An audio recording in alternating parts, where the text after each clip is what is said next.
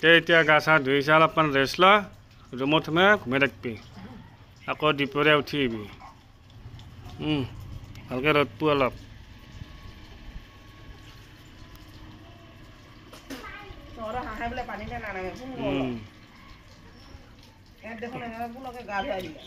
কেলে গা নুধব কোনে কৈছে হাঁহে পানীতে থাকে পানী দিব লাগিব পানীৰ অভাৱ কমি আছে জ্বৰ যি বস্তু সেইটো ভিটামিন এহেঁতক দিবই লাগিব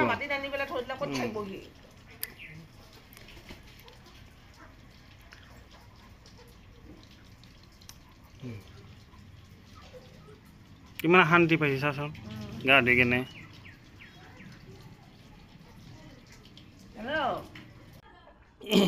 এইটো হৈছে হাঁহৰ মাংস খাম আজি হাতটো একদম ধুনীয়াকৈ পুৰি চুৰি লৈছোঁ বাৰু এয়া মাতা হাঁহ আছিলে গতিকে হাতটো পুৰি ল'লোঁ পুৰি লৈ মই বনাম আজি বতৰটো ঠাণ্ডা গতিকে ইমান মানে গৰমো নহয় ঠাণ্ডা পৰিছে এতিয়া গতিকে এইটো খাম আজি এইখিনি হৈছে হাঁহৰ মাংসখিনি মই এনেকৈ কাটি ল'লোঁ ধুনীয়াকৈ কাটি ল'লোঁ কাটি লোৱাৰ পিছত এইখিনি মই এতিয়া মেৰিনেট কৰিম ইয়াতে আছে পিঁয়াজ লৈছোঁ এইকেইটা পিঁয়াজখিনি ডাঙৰ লৈছোঁ ইয়াতে এইফালা মানে একফালাটো মানে মই গ্ৰাইণ্ডাৰত মিক্স কৰি লৈছোঁ আৰু এইখিনি বিলাহী এইখিনি আছে পিঁয়াজ মানে এনেকৈ বনাম মই বেলেগ আৰু সেই নকৰোঁ আৰু এইখিনি মাংসখিনি এইখিনি মই এতিয়া ভালকৈ মেৰিনেট কৰি মছলা পাতি দি কেনে মেৰিনেট কৰি ল'ম ভালকৈ এইখিনি হৈছে মছলা ইয়াতে মছলা দিছোঁ মই আদা দিছোঁ নহৰু দিছোঁ লগত দিছোঁ গোলমৰিচ আৰু শুকান জলকীয়া কেইটামান দিছোঁ 7-8টামান দিছোঁ লগতে দিছোঁ আৰু কাঁচা জলকীয়া লগত পিঁয়াজ দিছোঁ একফালা মানে হেৰি হোৱাৰ কাৰণে মিক্সিটো যাতে অকণমান মছলাখিনি অলপমান হেৰি হয় লগতে অলপ মাংসখিনিতো অলপ মানে গ্ৰেভি হোৱাৰ কাৰণে এইখিনিত মই এইখিনি পেষ্ট কৰি লৈছোঁ ধুনীয়াকৈ আচলতে গৰম মছলাটো মই দিয়া নাই গৰম মছলাটো মই তেল দিয়াৰ পিছত দিম গৰম মছলা আচলতে মেইন আৰু জালুকৰ মেইন জালুকখিনি মই ইয়াতে দি লৈছোঁ যিহেতুকে জালুকে আচলতে হাঁহৰ আঞ্জাখন টেষ্টি কৰে গতিকে জালুক দিবই লাগিব বাকী মছলা মই কি দি আছোঁ বাৰু দেখুৱাই আছোঁ মই ইয়াতে দিলোঁ বাৰু জিৰা বটি লৈছিলোঁ গোটা জিৰা বটি লৈছিলোঁ অলপ তাৰপিছত ধনিয়া পাউডাৰ দিছোঁ তাৰপিছত গৰম মছলা অলপ গুড়ি গৰম মছলা দিছিলোঁ ইয়াতে এইখিনি ভালকৈ এতিয়া মিক্স কৰি ল'ম আচলতে হাতেদি কৰিব পাৰিলে বেছি ভাল কাৰণ মই গ্লভছ নাই গতিকে মই হাতেদি কৰা নাই হাতখন বহুত জ্বলে মোক জ্বালাই বহুত মানে সেই কৰে পুৰে মানে হাতটো সেই গতিকে মই হাতেদি কৰা নাই ঠিক আছে বাৰু এইখিনি মই ভালকৈ মিক্স কৰি ল'ম মিক্স কৰি লৈ 15 মিনিটমান থ'ব লাগে 15 মিনিট আধা ঘণ্টা থ'লে হয় ইমান নথ'লেও হয় বাৰু মিক্স কৰি কেনে ভালকৈ মিক্স কৰি ল'ব এয়া মই এইখিনি মিক্স কৰি ল'লোঁ মেৰিনেট কৰিবৰ কাৰণে আধা ঘণ্টামান থৈ দিম আধা ঘণ্টা নথওঁ বাৰু 15 মিনিটমান থ'ম কাৰণ মোৰো টাইমৰ মানে নাটনি আছে গতিকে জল্দি ডিউটিও আছে নাইট ডিউটি আছে গতিকে এনেকৈ থৈ দিলোঁ ইয়াতে এয়া তেলখিনি গৰম হৈ গৈছে ধুনীয়াকৈ গৰম হৈ যোৱাৰ পিছত আপুনি ইয়াতে এতিয়া দিব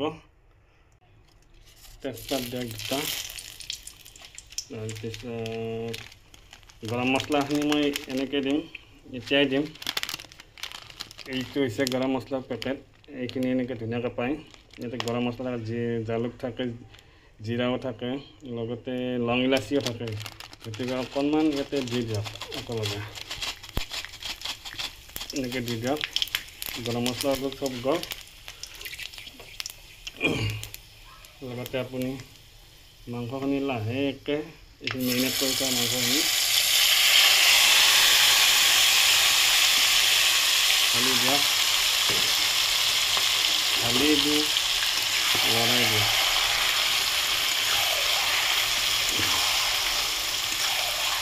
এনেকৈ ধুনীয়াকৈ আৰু ভাজি থাকক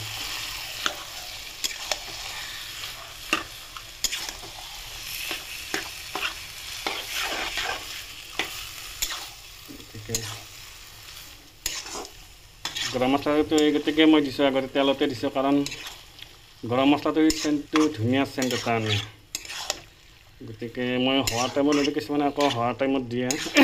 চবৰে বনোৱা নিয়মবোৰ বেলেগ বেলেগ, গতিকে একে নহয়। গতিকে হাঁহৰ মাংসৰ কথা অকণমান চেণ্টটো যদি আহে তেতিয়া ভাল লাগিব খাই কেনে। তাৰপিছত এইখন এনেকৈ অকণমান লৰাই দি কেনে গেছটো একেবাৰে হাই কৰি দিব, ল' কৰি নথব, কাৰণ মাংসখিনি বহাইছোঁহে।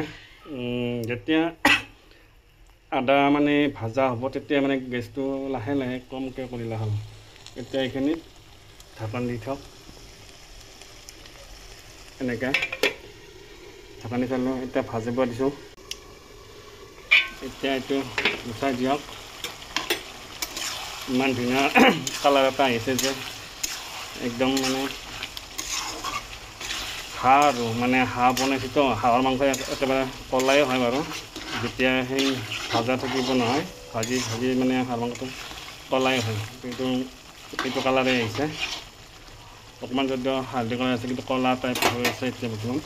এতিয়া আপুনি দিয়ক ইয়াতে এইখিনি, লগতে আলু আৰু বিলাহীখিনিও দি দিছোঁ। এইখিনিও ভাজা যাওক একেলগে।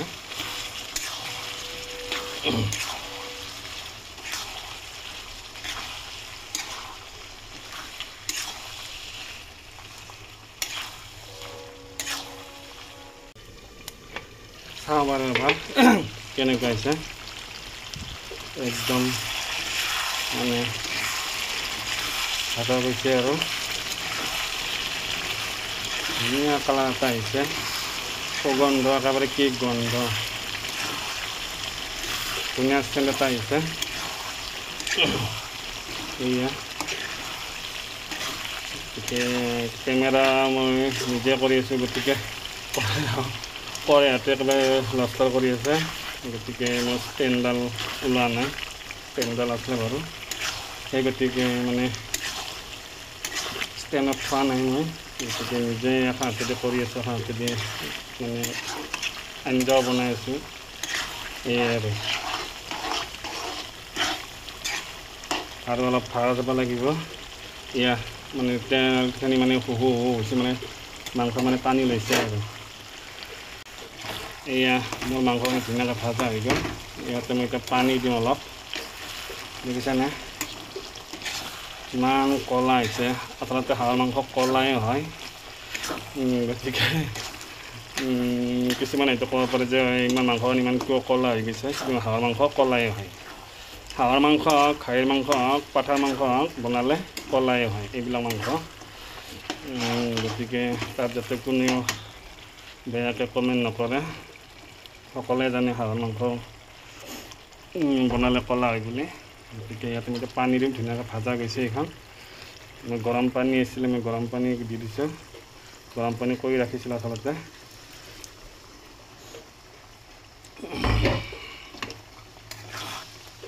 এয়া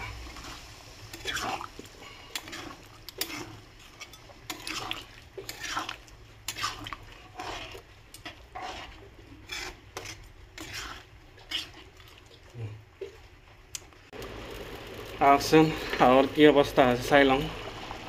এইয়া যুদ্ধ কৰি আছে হাঁহৰ মাংস, ইয়াতে পূৰা একদম মানে যুদ্ধত লাগিছে।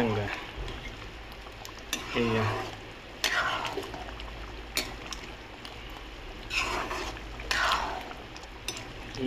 ধেমালি কৰিছে দেই, বেয়া নাপাব। এইখিনি মানে হৈছে আৰু হ'বই আৰু লাহেকৈ।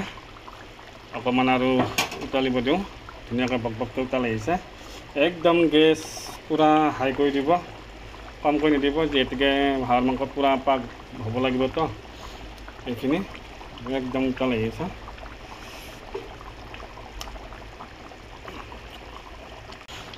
এয়া মোৰ মাংস হৈ গ'ল, হাঁহৰ মাংস হৈ গ'ল।